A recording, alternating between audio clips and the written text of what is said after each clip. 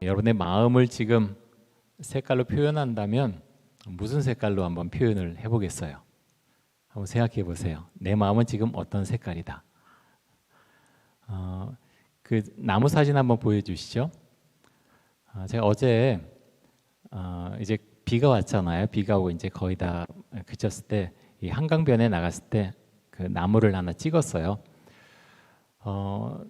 점점 이제 저 같은 경우 그런 것 같아요. 한 그 7, 8월에 나뭇잎보다 4월, 5월 달에 나뭇잎 색깔이 너무너무 예뻐요. 여러분 어떠세요? 좀 연초록 색깔의 그런 나무 색깔이 정말 너무 예쁜 거예요. 꽃도 요즘은 더 예뻐지고 참 신기하고 예전에 별로 눈여겨보지 않았던 것들이 너무너무 예쁘고 아름답다. 그런 생각을 많이 하게 됩니다. 여러분의 마음 색깔은 어떤 색깔이세요? 생각하기에 좀 마음이 좀 밝은 소망의 빛이었으면 좋겠다 그런 생각을 하게 됩니다. 좀 연초록 빛깔 아니면 또 연애하신 분들은 좀 이제 분홍색 빛깔 뭐 그런 것도 괜찮겠지요. 근데 좀 마음의 빛깔이 좀 어떤지 모르겠고요. 하나님께서 오늘 이 예배를 통해서 마음 가운데 소망의 색을, 소망의 빛을 주시면 참 좋겠다라는 생각을 해보게 됩니다. 자, 이사야서 말씀을 이제 요즘 큐티로 보고 있죠. 여러분들 이사야 말씀 볼 때 좀 어떠세요?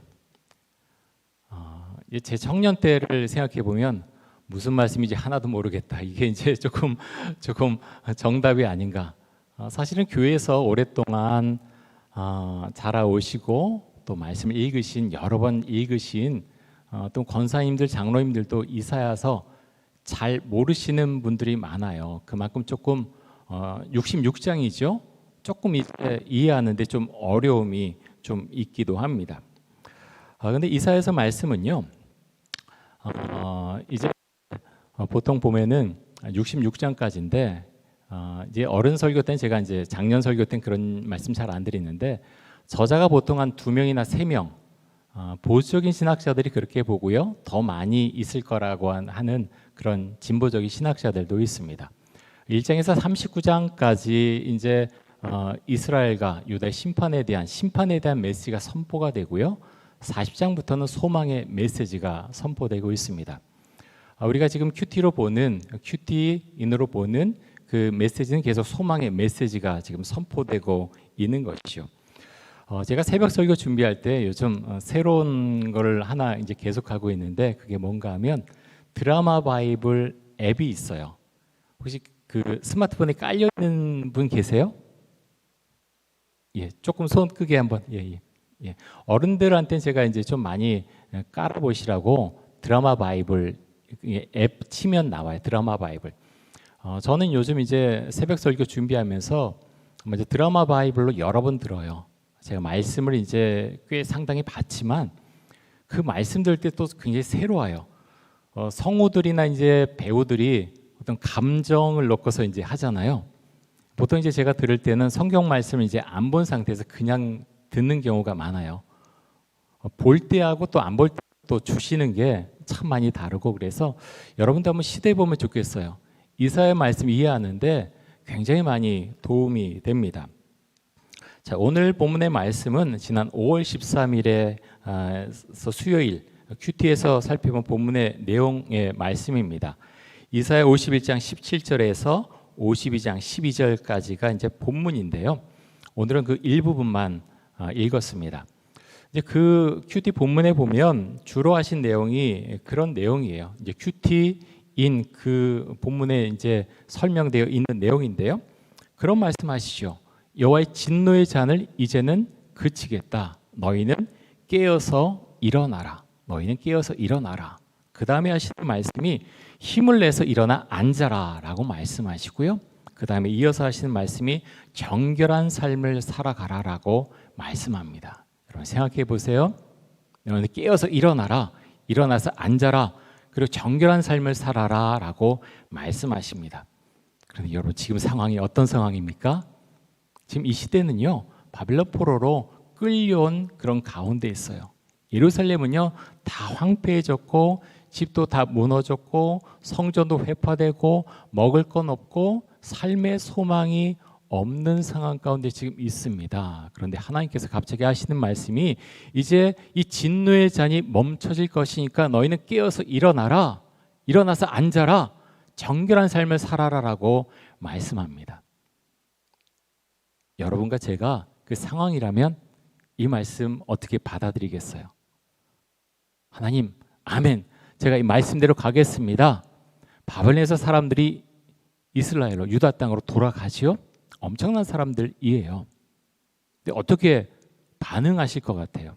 어떤 사람들은 이렇게 말할 거예요. 하나님, 다 좋은데요. 현실을 좀 보시면 좋겠어요. 현실은 그렇지 않아요. 지금 일어나서 깨어나서 앉아있고 거룩한 삶 다 좋지요. 하지만 뭘 먹고 살아요? 하나님께 정말 책임져 주실 거예요? 현실을 조목조목 따져가면서 반박할 수 있는 내용이 하나님의 말씀이라고 하는 것입니다. 네, 오늘 본문 가운데에서 저는 이 말씀 보면서 그런 생각을 하게 됐어요. 이 본문은 이 세상을 하나님께서 주관하신다고 하는 것을 내가 정말 믿느냐? 그 전제가 깔려 있어요. 이 세상을 하나님께서 주관하신다고 하는 것 너희가 정말 믿느냐? 그렇다면 다른 고백들의 다른 말씀들에 대해서 아멘 주님 제가 따라가겠습니다 말씀할 수 있고요. 하지만 하나님께서 이 세상을 다스리는 것 내가 믿지 못하겠다라고 하면은 아멘으로 고백할 수 없는 거죠. 지금 코로나19가 온 세상 가운데 이제 임해서 모든 것이 갑자기 다 멈춰져 버렸지요. 여러분들 다 마스크 쓰고 있고 이런 가운데 있는데 여러분 이것도 사실 코로나19 좋은 일은 아니지요. 하지만 하나님께서 허락하셨기 때문에 코로나19가 지금 전 세계를 멈추고 있습니다. 여러분 그렇죠? 여러분 인정하세요? 그것을 믿으세요? 한편으로 저는 그런 생각해요. 하나님 코로나19로 인해서 하나님께서 멈춰지 계신 것 참 어렵고 힘들지만 참 감사합니다. 전 그런 고백을 해요. 하나님 멈춰지게 하시니 교회를 다시 보게 하시고 멈춰지게 하시니 인생을 돌아보게 하시고 멈춰지게 하시니 한국 사회를 다시 보게 하시고 멈춰지게 하시니 세계를 보게 하셔서 감사합니다. 인간이 참 나약합니다 하는 고백을 주 앞에 올려드리게 됩니다. 우리 눈에 보이지도 않는 작은 것, 보이지도 않고 뭐가 뭔지도 모르는 그것 때문에 모든 사람들이 마스크 쓰고 수만 명의 사람들이 죽어가고 있고 투병하고 있고 많은 것들이 멈춰져 버렸습니다. 그런 가운데서 여러분 우리가 정말 내가 주님을 믿는 사람인가 아닌가 그것을 보다 분명하게 할 수 있는 좋은 시간이 아닌가 생각이 됩니다. 여러분 6.25 전쟁 이후의 사진을 보신 적이 있으세요? 사진 한 장 제가 준비했는데 한번 보시죠. 비참하죠. 참 비참하죠. 근데 저게 70년밖에 안 됐어요. 우리나라 이제 1953년에 전쟁이 멈춰졌잖아요. 70년 조금 안 됐는데 우리나라 이제 거리에 저런 아이들이 너무 많았다는 겁니다. 수많은 고아가들이 생겨났죠. 아이들은 엄마 아빠의 사랑을 받으면서 그렇게 가정 안에서 자라나야 되는데 엄마 아빠가 다 죽었어요. 전쟁이죠. 그런 모습이 이제 우리나라 역사 가운데 있었고 제가 이 사진을 보여드린 이유는 지금 이스라엘의 상황이요. 사실 이와 비슷하다는 거예요. 수많은 사람들이 죽었고 내 이웃이 포로로 끌려갔고 부상당했고 집은 다 불에 타서 없어져 버렸고 그런 상황 가운데 있는 가운데 하나님의 메시지가 내려졌다고 하는 것입니다. 여러분 근데 하나님께서 이제 분노의 잔을 그쳤고 이제 일어나라고 하실 때 여러분 아멘으로 그 말씀을 받아들일 수 있습니까? 우리가 그 말씀을 아멘으로 받아들일 수 있기를 간절히 원합니다. 왜냐하면요 이 말씀을 받아들인다고 하는 것은 그 순간에 어떤 고백이 되어지냐면 하나님 제 인생은 제 것이 아닙니다. 제 인생은 하나님께서 주관하십니다 하는 고백이 그 고백을 우리가 할 수 있다는 겁니다. 내가 생각한 나라는 존재, 여러분 어떠세요? 내가 꿈꾸고 나의 비전은 뭔가, 나의 목표는 무엇인가, 나의 소망은 무엇인가, 내가 원하는 그런 삶은 무엇인가, 나는 무엇에 대해 성공하고 싶은가, 참 많은 생각들을 하면서 삶을 살고 있지 않습니까? 제가 이제 청년부 오늘 3부 설교 맡으면서 지난 주간에 책을 한 권 읽었어요. 원래는 그 책의 내용을 오늘 설교할 때 우리 청년들을 조금이라도 좀 더 이해하자는 마음으로 책을 이제 펼쳐 들었는데 너무너무 강한 도전을 받았어요. 그래서 오늘 1부와 2부 예배 때도 설교할 때 이 책의 내용을 많이 소개했습니다. 청년의 시간이라는 이 책은요, 당신은 소명을 갖고 있는가? 당신 누구인가? 계속해서 그 질문을 하고 있습니다. 제가 이 책이 너무 좋아서 우리 김신혁 전도사님한테 이 팬데믹이 조금 이제 끝나면 우리 소그룹 모일 수 있을 때 이 책 갖고 소그룹 모임을 좀 해달라고 조금 요청을 했어요. 그만큼 제가 강한 도전을 받았고요. 제가 대학생 때라면, 청년 때라면 참 이 책 갖고 고민하고 참 이 책 붙들고 정말 기도하겠다, 그런 생각을 정말 많이 했어요.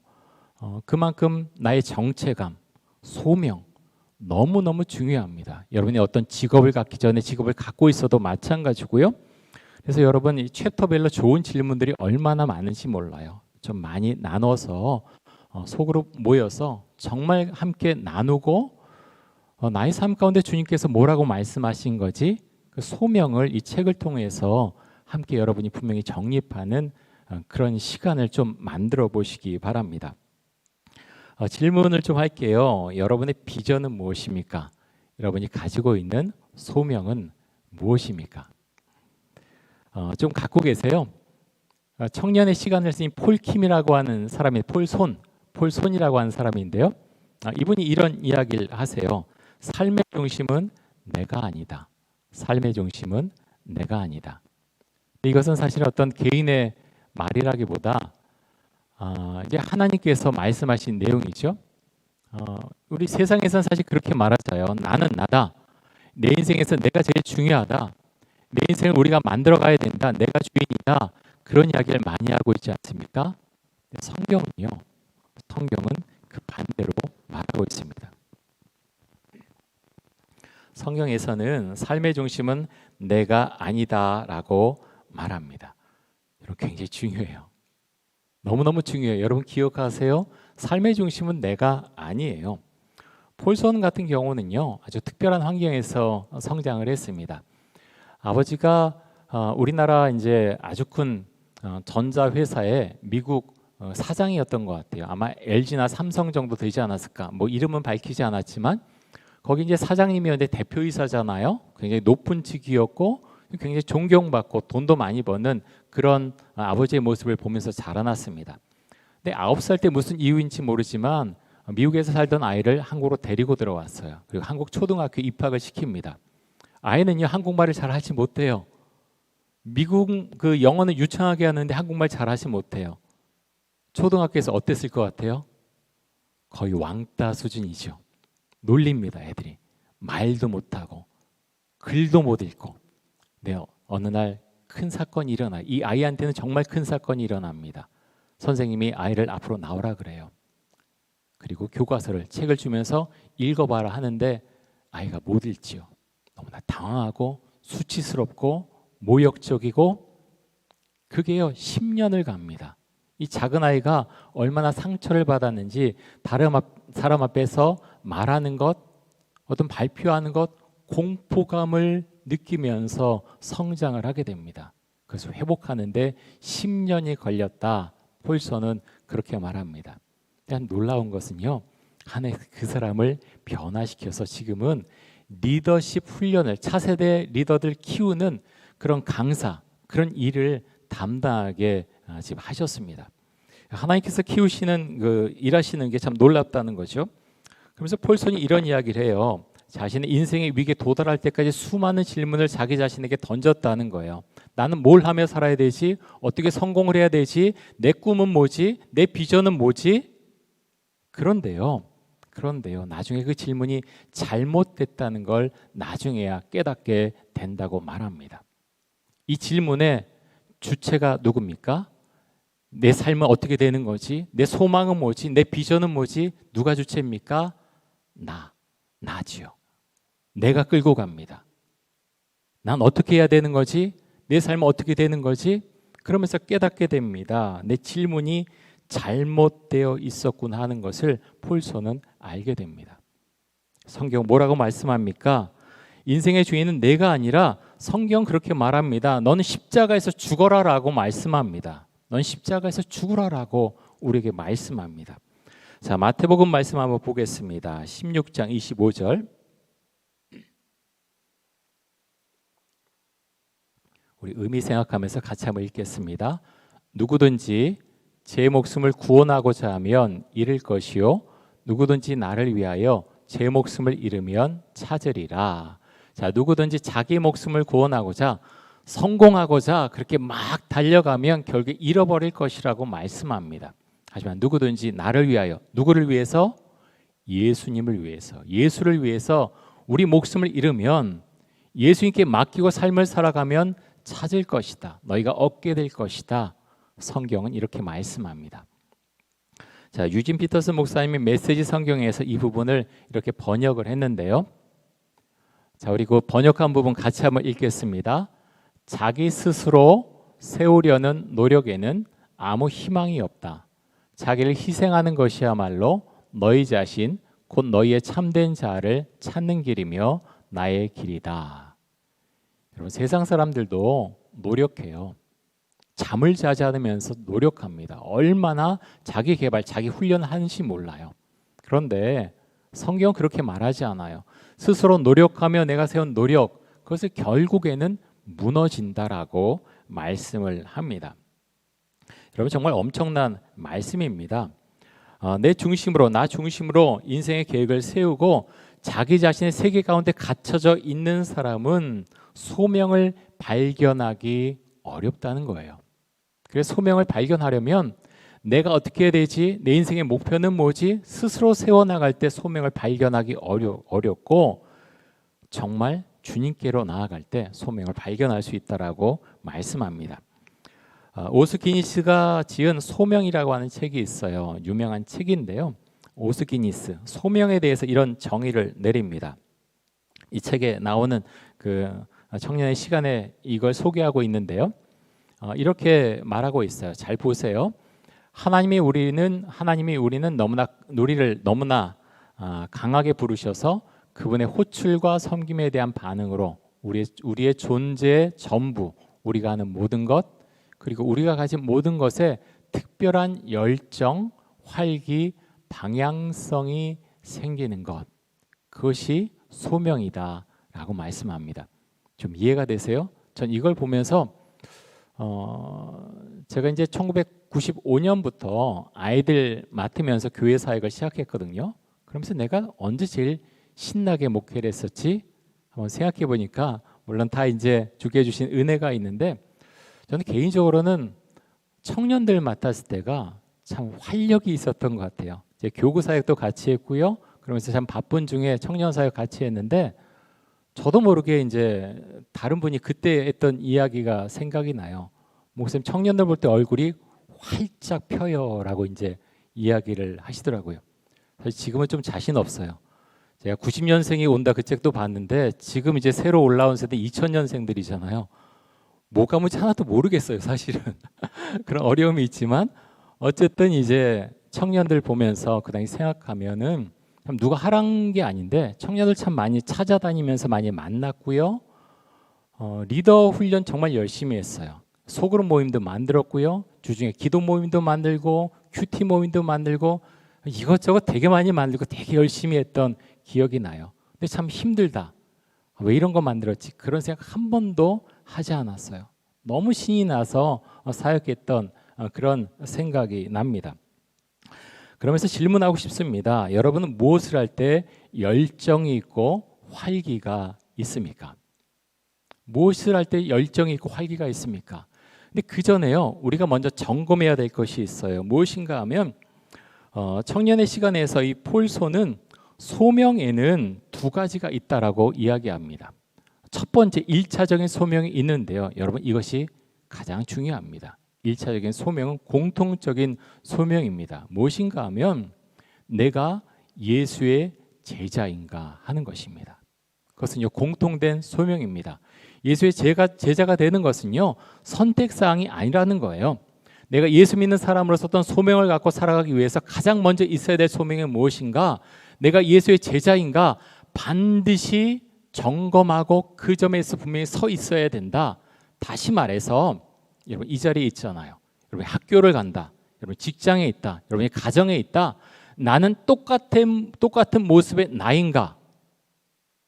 똑같은 모습의 나일 때 주님께서 소명을 만들어 주시고 보여 주신다라는 것을 우리에게 말씀해 주고 있습니다.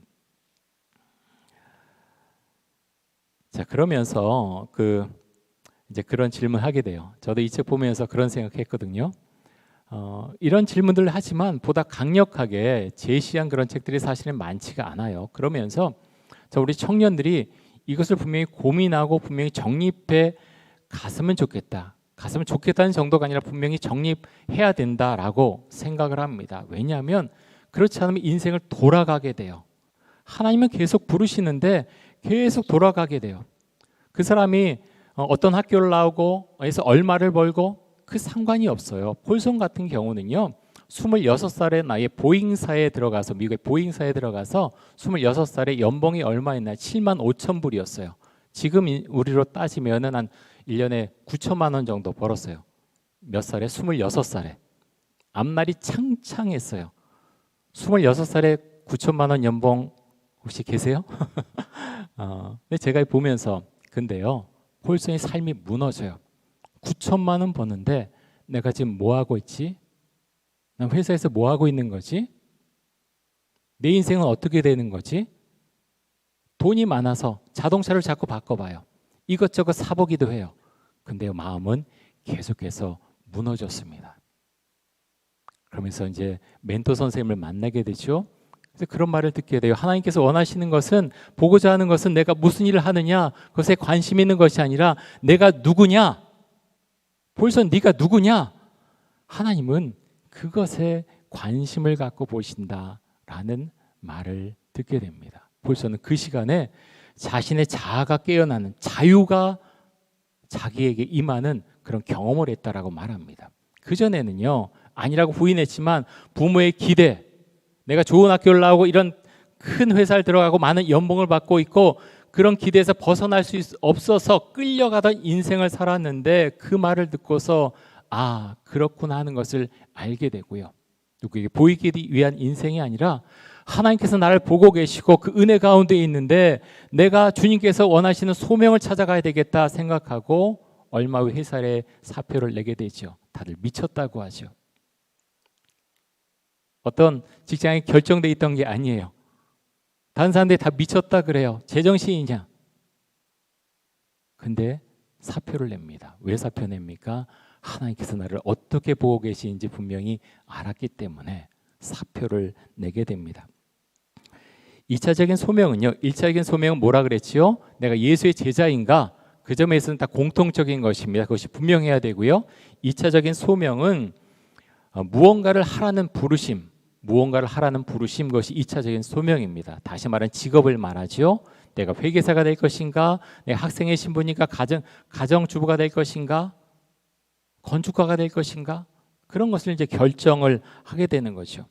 성경에는 하나님의 사람들을 부르는 여러 방식이 나오지요. 근데 굉장히 특별한 경우예요. 모세를 부르시고 기드온을 부르시고 바울을 부르시고, 근데 그거 기다리다가 우리의 인생 끝날 수 있어요. 그렇지요. 그래서 굉장히 특별한 경우예요. 우리는 그렇지 않고요. 하나님께서 특별히 이제 그 안에 질문들이 굉장히 많이 있는데 여러 가지가 있어요. 그 중에 한 가지는 무엇인가 하면 조금 전에 제가 말씀드린 것처럼 내가 무엇에 열정을 갖고 있는지 점검을 해보면 알 수가 있습니다. 이런 질문들을 해볼 것을 권면을 하는데요. 내가 돈을 받지 않고도 하고 싶은 일이 무엇인가? 그리고 나의 마음을 아프고 미어지게 하는 것은 무엇인가? 무엇을 할 때 나는 에너지가 솟아나는가? 나는 무엇을 바꾸거나 개선하고 싶은가? 이런 여러 질문들을 해보면서 정말 주님께서 내 안에 열정을 주시고 가슴을 뜨겁게 하는 것이 무엇인가 생각해 보면 됩니다. 이런 질문할 수 있어요. 목사님, 먹고 사는 게 얼마나 힘이 든데 그거는 배부른 사람들이 하는 그런 이야기 아닌가요? 여러분, 그렇지 않아요. 여러분, 요즘 너무 힘들지요? 우리 청년들 정말 더 직장 갖고 열심히 일하고 싶은데 사회 여건이 사실 그렇지 못해요. 다 기성세대들의 사실은 잘못이죠. 출구를 다 막아놨어요. 그런데 여러분, 원망하고 지나가기에는 우리 인생이 너무 아깝지 않으세요? 정말 주의 거룩한 가운데 내가 나아갔을 때 정말 하나님께서 열어주신 그런 세상이 있다라고 여러분이 믿고 정말 몸을 던져보면 좋겠어요. 어떤 허상을 향해서 우리가 나아가자는 이야기가 아니에요. 근데 하나님은요, 그 말씀을 하세요. 오늘 이제 사사기 말씀 봤는데 사사기를 통해서도 그렇고요, 우리가 보는 이사야 말씀도 그렇습니다. 자, 말씀 한번 보겠습니다. 이사야 52장 7절 한번 보겠습니다.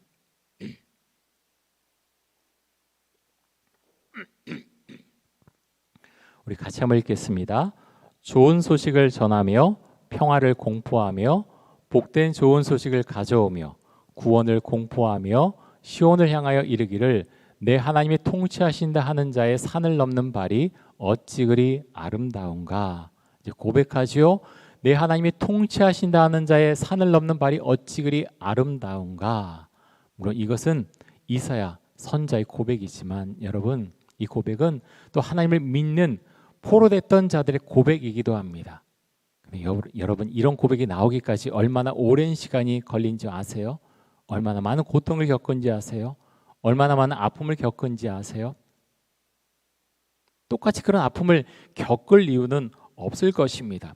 그런데 이런 고백은 정말 아름다운 고백이라는 겁니다. 11절에 보면 또 이렇게 말씀하는데요, 이 말씀도 같이 한번 읽어보겠습니다. 너희는 떠날지어다. 거기서 나오고 부정한 것을 만지지 말지어다. 그 가운데서 나올지어다. 여호와의 기구를 매는 자들이여 스스로 정결하게 할지어다. 하나님은요, 바벨론에서 나오라고 말씀하세요. 이 말씀을 우리의 삶에 적용하면 여러분의 삶 가운데 여러분이 떠나야 될 곳, 내가 잊지 않아야 될 장소, 그런 곳에 가지 말라는 얘기예요. 그런 곳에서 빠져나와라. 주께서 싫어하시는 것, 그런 삶 가운데 있는 상황 가운데 있는 것이라면 빠져나와라, 끊어라 라고 말씀을 하십니다. 여러분이 하나님을 만나기에 떠나야 하는 자리는 어떤 자리입니까?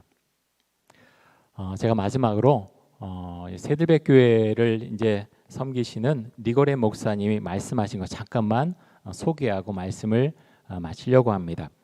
제가 어제 테드라는 이 강연 프로그램 여러분 아시죠? 우연히 니고레 목사님이 여러분 보셨는지 모르겠는데 2006년에 테드에서 강연을 하신 적이 있어요. 이제 책을 써서 정말 유명하게 되셨기 때문에 또 많은 돈을 버셔서 그런지 모르지만 테드 강연에 초청 받으셔서 강연을 하셨는데요. 그런 이야기를 하세요. 모세가 하나님을 만나는 장면 가운데서 가장 중요한 장면이 무엇인가 하면 이제 하나님께서 모세에게 그렇게 물어보셨죠. 내 손에 무엇이 있느냐, 모세야, 내 손에 무엇이 있느냐 물어보십니다. 모세 대답하지요.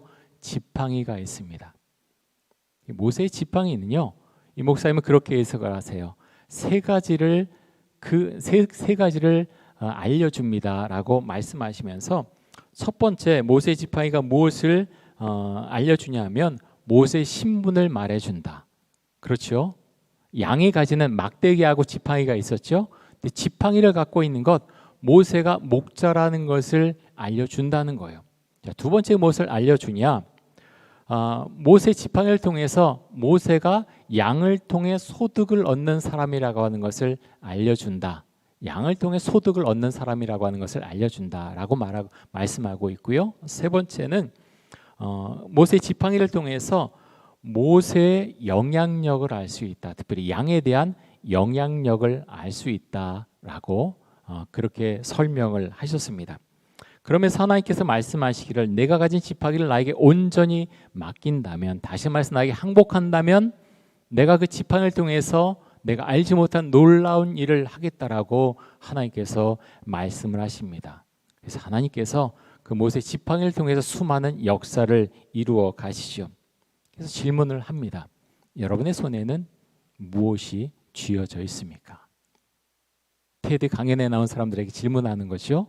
동일한 질문을 여러분과 저에게 묻고 싶습니다. 여러분의 손에는 무엇이 쥐어져 있습니까? 목자는 아주 분명하죠. 지팡이가 있는데 그럼 우리에게 무엇이 있을 것인가?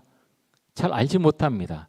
여러분의 어떤 직업, 여러분의 생각, 그런 가운데서 뭔가 손에 쥐고 있는 게 있겠지요. 그것이 여러분의 신분을 나타내주고 여러분이 앞으로 벌어들일, 지금 벌고 있는 어떤 소득을 나타낼 수도 있고 여러분이 가지고 있는 어떤 영향력을 나타낼 수도 있습니다. 목사님, 저는 아무것도 없는데요. 그렇다면 더 좋습니다. 하나님께서 쥐어주시는 것, 그것을 붙잡으면 되지 않겠습니까?